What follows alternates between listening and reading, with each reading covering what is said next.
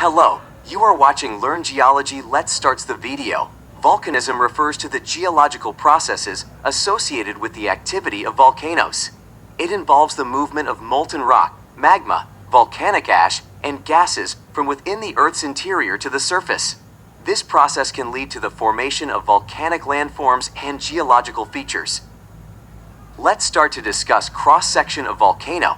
Number 1 is magma chamber. It is a reservoir of magma within the Earth's crust beneath a volcano. Number 2 is ash cloud. It is formed by volcanic explosions. It consists of fragments of rock, mineral crystals, and volcanic glass.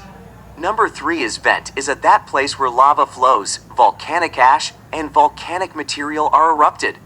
Number 4 is crater. It is a funnel-shaped depression that usually lies directly above the vent from which volcanic material is ejected.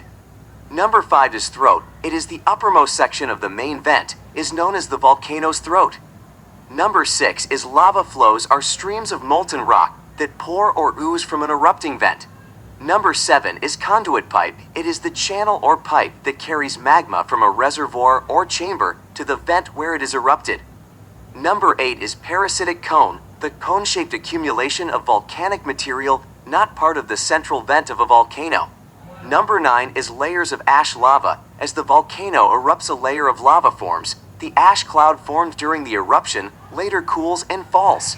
This process is repeated each time the volcano erupts. Number 10 is bedrock. It is consolidated rock, meaning it is solid and tightly bound. Thank you for watching Learn Geology. See you in next informative lecture. Goodbye, stay safe.